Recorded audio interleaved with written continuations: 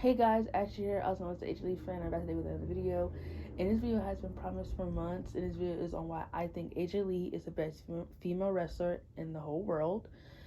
I wrote down 11 reasons. I'm going to do 7 reasons today because I'm going to do a part 1 and part 2 for this.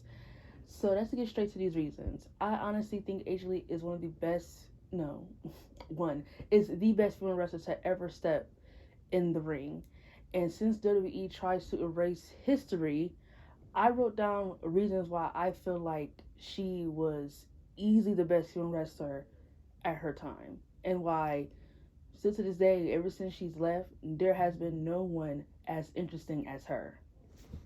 So let's get to these reasons. And I hope she returns at the Royal Rumble. Like, I'm really hoping that she returns, but if she doesn't, I can live with that. So let's get to these reasons. Reason number 1, she knows how to captivate an audience.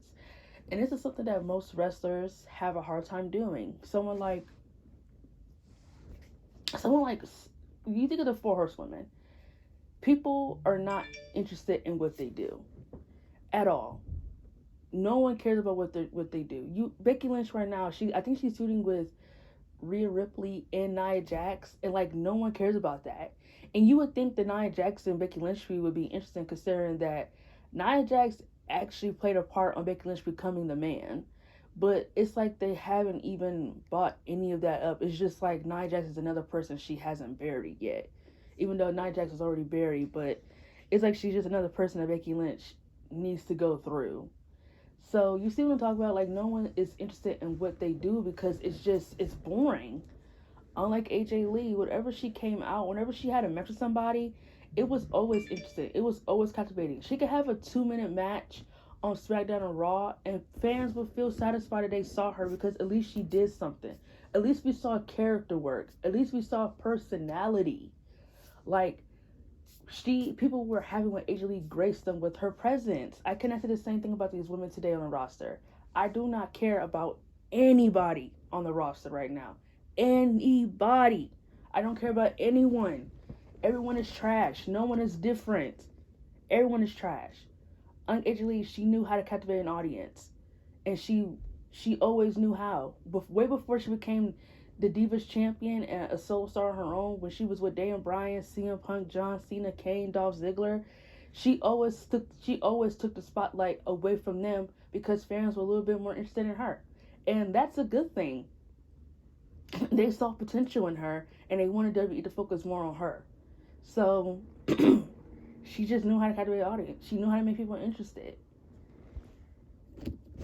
Number 2, she has personality. This is definitely something that's missing around wrestling. She had a personality. She can be nerd. She was nerdy, the girl next door type, and she could be very vindictive and vicious. She has that crazy side, the crazy side that you don't want to fuck with. She just had a great personality, and she showcased it in the ring. Like she was great. Like she was really really good when it came to her personality and her charisma and her doing her facial expressions and letting fans know that whether she's the heel or babyface in the match. Unlike today, when you can't even tell who the hell the babyface or heels are, she had a great way of executing that she was either one, and she knew how to do that, and fans were never confused on her either being a babyface or heel. Unlike today in wrestling. So, like I just said, she just had a really great personality. She knew how to captivate it to the audience, and all of it. It was great. Number 3, she had a character. Like people today, characters just don't seem to exist anymore. Gimmicks don't seem to exist. She had a great character. The crazy girl thing was really good. I loved how they kind of like, if you really think about it, her character kind of like really like changed the years that she was there. Because when she was at NXT, she was the nerdy girl, the girl next door type who liked to play video games. She could be friends with guys. She could be a tomboy, but she isn't afraid to dress up and things like that. And she kind of put that a little bit on the main roster when her and Caitlyn were a tag team. They were both kind of like the nerdy girls. And then she became the girl that dates everybody. And that's what slowly put her in that crazy gimmick, because she would put all of her efforts into relationships for them to not come out how she wanted, and that would make her crazy. She just couldn't seem to let it go. So that's kind of how the crazy gimmick was kind of how it was formed. That she would date everyone and then it wouldn't turn out right, and it would make her crazy that it didn't. So once we got, I think once she got done dating Dolph Ziggler, they decided to focus more on her being a champion, which was just I thought was a great idea. I love the stuff with her and Tamina. I love the fact that she has someone dominant at her side to showcase her dominance. I honestly wish they would have had kept Big E at her side, but I understand man can't hit women anymore. So having him there and not being able to do anything would just seem stupid. But I'm glad that her and Tamina were together because it was really good. I did like their chemistry and everything like that. So once they got done with Dolph Ziggler, they focused more on her being a champion and her just being dominant and her being powerful and her just being a one woman evolution, a one woman army. She don't need any friends. She don't need friends. She don't even need followers. All she needs is herself and her title. And that's a character. A character is supposed to have layers. I can't say that about other people today. These characters have no layers to them. They say the same thing. They do the same thing. They try to come up with something different. It just doesn't seem to work. It's dumb. But unlike AJ Lee, her character definitely shifted the more she stayed on the roster. So, like I said, she always had a character. It always reflected off the TV screen, whether you want to believe it or not. She always had a character. She has a character more than I could say Rhea Ripley has. Number 4, her mic skills. She is easily one of the best female wrestlers on the mic. You can put her in a promo battle with anybody, man or a woman, and AJ Lee will cook them. I'm not saying she'll probably always win the battle, but I'm just saying that you could actually believe her on the microphone. You could believe the things that she's saying. Like, she doesn't sound monotone. She don't sound overly scripted. She don't sound fake. Like, she sounds real on the microphone. And, like, I can believe that. Like, she has some really good, memorable promos. Personally, the one that she cut on the Total Divas, that was a good one. The one where she told Paige it's her kingdom, where she told the Bella Twins talent is not sexually transmitted. Her promo battle with Caitlyn when she was revealed as the person behind the secret admirer. Her promo battle with Stephanie, like, all those are really good. I thought that was a missed opportunity, her and Stephanie. That would have been a great match. Just think about the promos, like she was going to mic. And I didn't feel that's just it's a lot of things missing for female wrestling, but my skills and character work is what's missing the most out of my skills, character work, and personality is what's missing the most out of the female wrestlers. And AJ Lee had all of that in the bag. She knew all of that. She knew how to get fans interested in just the little stuff. She didn't have to cut a 10-minute promo or a 25-minute promo to get fans interested. She could say something as easy like talent isn't sexually transmitted, and people would say, ooh, like, she knew how to play the game. So, and that's what just makes her fucking awesome. She knew how to play the game. She's the best. So coming number 5, she stood out. She was very different from other people. I know a lot of people say, but she really was. She really was different from other people. She wasn't your typical prom queen or supermodel, which nothing was wrong with that. She wasn't that. She was something different, and I think when she first came there on the main roster, I think they really had a hard time on where to put her.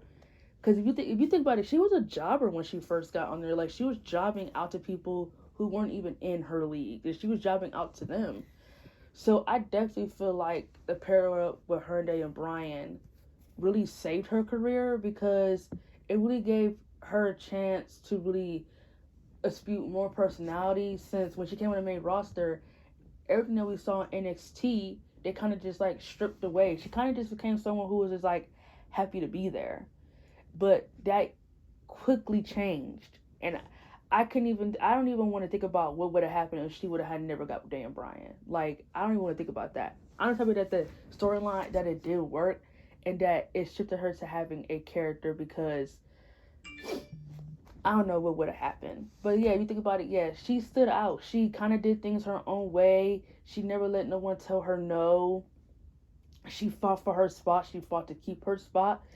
And about it's not about getting there. It's about staying there. And she knew that motto too. I think for personally, I think it's the same. I think it's about staying there and getting there. And AJ knew how to get both. Some people would just get the championship, the women's or Divas championship, and not know what to do with it. They just were just happy about getting opportunity, but then they don't know how to stay there. Whenever she was champion, she knew how to get the championship and how to stay on top. And that is what's great about her. She did things her own way. She didn't dress like everybody. She had her own style, her Converses, her shorts and her tank and her top. That's all she had. That's fine with me. She didn't have to go over the line with over drastic colors or anything like that. People knew who her character was when she came out and her song played in the skipping. That's all they needed to know. And that's what she did. She stood out just like that. Number 6, her storylines with the male wrestlers. Oh my god, I absolutely love her 2012 year. This was the year where I became a fan of her. I remember the exact moment too. Like, I became a fan of her from 2012, but then I wanted to go back and watch more of her NXT days. And when I watched her FCW NXT days, I fell in love with her more. I fell in love with her even more. But wait, looking back, I fell in love with her more. But I really became a fan in 2012 because I didn't have cable at this time, so I would go to the library and I would just watch what I missed.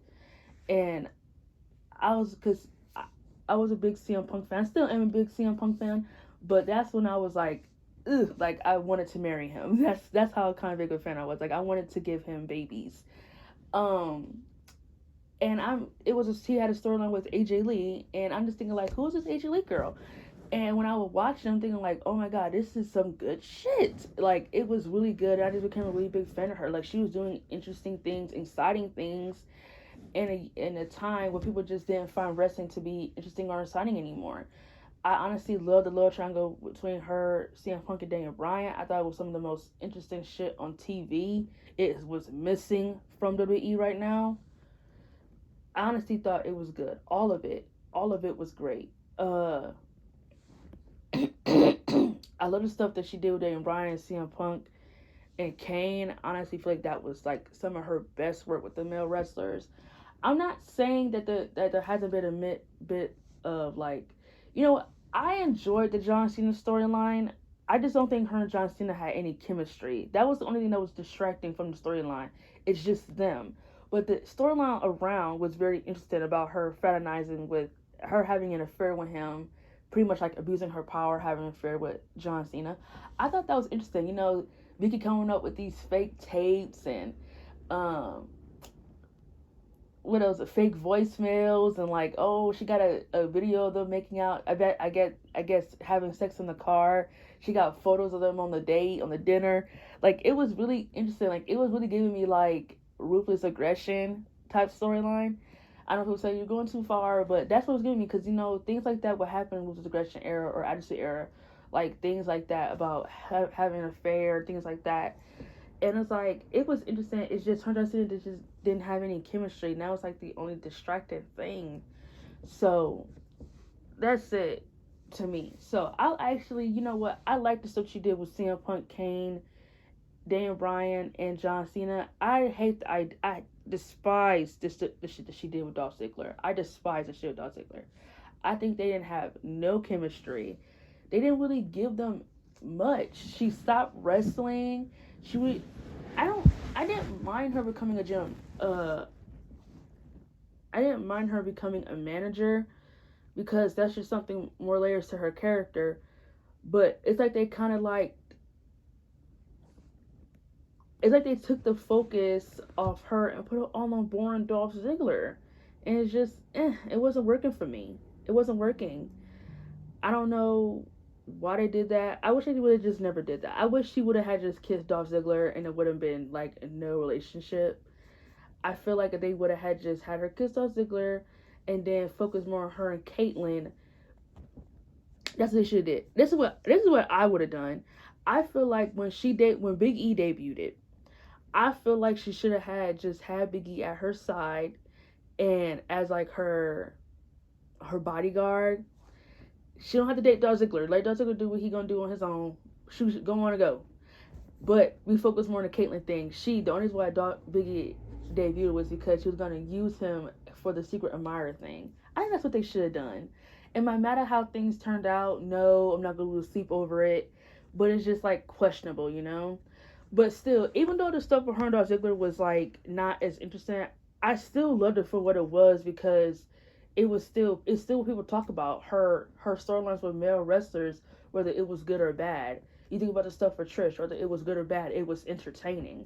So that's all I want. I want to be entertained. I don't.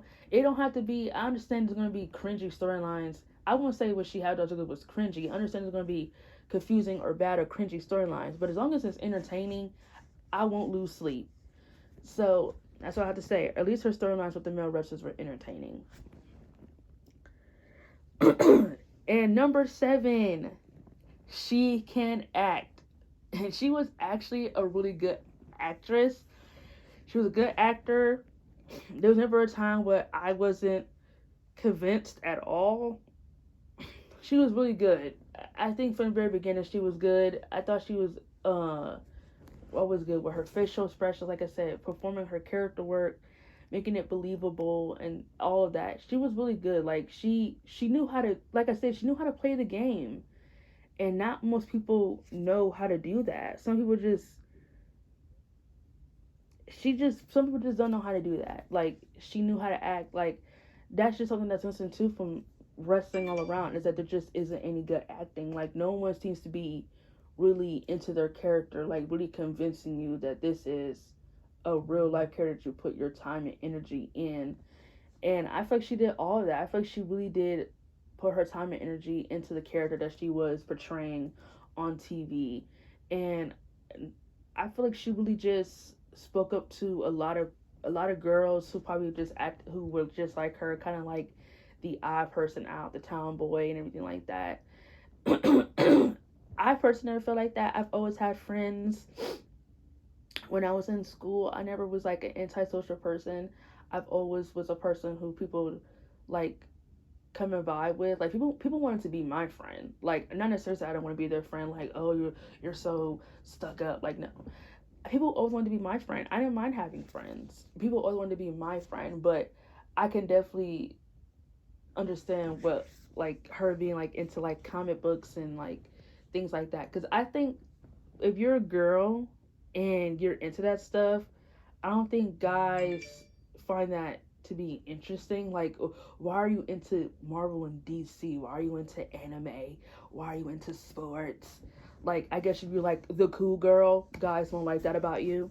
But me personally, I won't call myself a cool girl. I actually do like, it isn't about me. But I will say I do like Marvel and DC. I do love superhero stuff. I don't watch anime. I don't watch that shit. But I do love Marvel and DC. And like I do have my nerdy moments. But overall, I don't think just because a girl likes that stuff that makes her weird or anything. Because it's like, what's the problem? But anyway, that has been my part 1 about why AJ Lee is the best female wrestler. If you are watching this and you are an AJ Lee fan, please leave down your love for her. How did you become a fan? And how would you feel if she made a potential return to the Royal Rumble? Look out for part 2 sometime this end of the week. And thank you and goodbye.